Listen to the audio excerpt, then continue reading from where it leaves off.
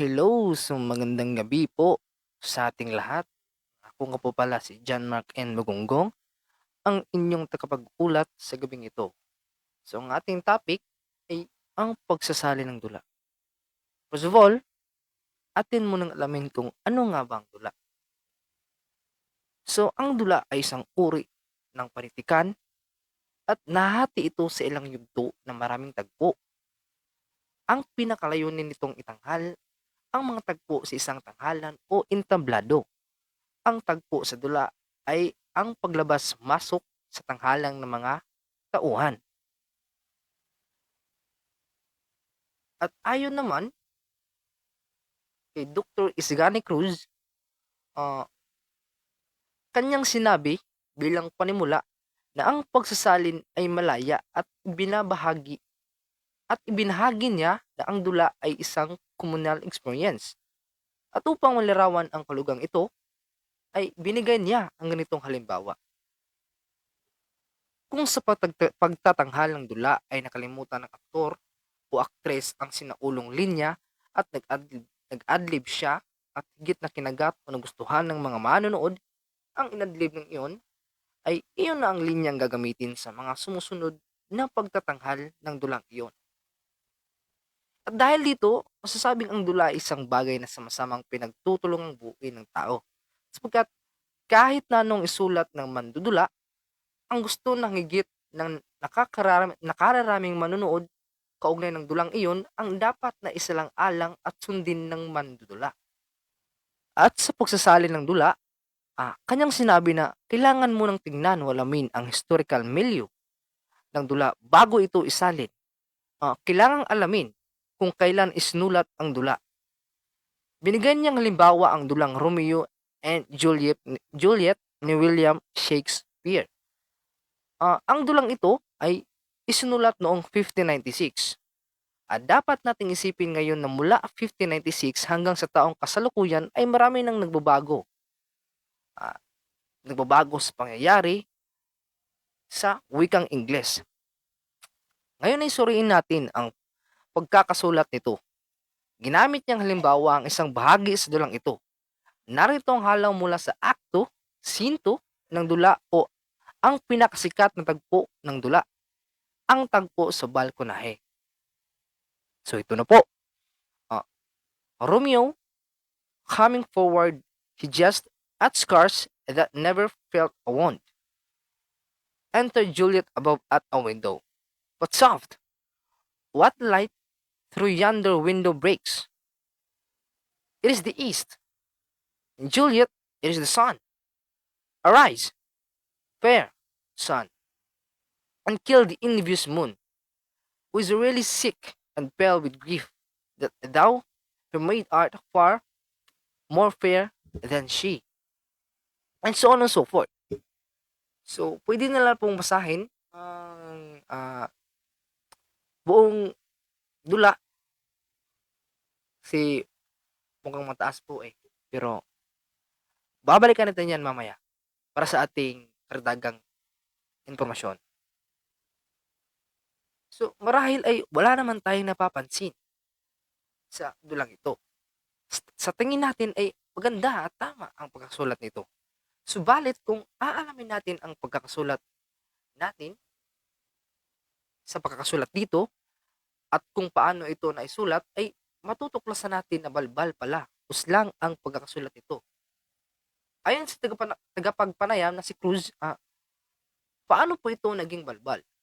Sinabi ni Cruz na kung magsasalik tayo at kilalanin ang sumulat nito ay malalaman natin na si Shakespeare pala ay diaral. Sapagkat bagsak siya sa klase. So bakit nga ba siya bumagsak?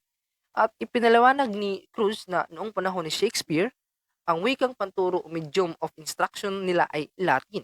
Ngunit hindi marunong mag-Latin si Shakespeare. Kaya bumagsak siya. Inalahad pa ni Cruz na nag-artista si Shakespeare sa Globe Theater. Ito ay mababang uri ng teatrong pang sasadula. Kaya nagresulta dito ng mababang antas ng mga manonood. Sa ganitong kalagayan, isinulat ni Shakespeare ang Romeo and Juliet. Mapapansin po natin na simple vistal livery. At mapapansin din natin na mahilig siya sa maikling salita.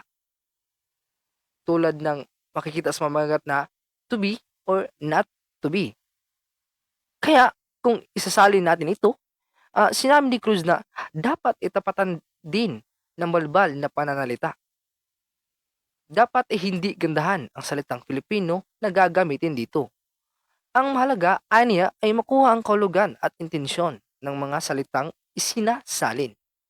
Ngayon, nalaman na natin ang historical milieu nito. Ang isa pang dapat gawin ayon kay Cruz, kapag nagsasali ng dula ay palitan ang pangalan ng mga tauhan, lugar at panahon. At marahil sasabihin ng iba na hindi na ito pusasalin kundi isang adopsyon.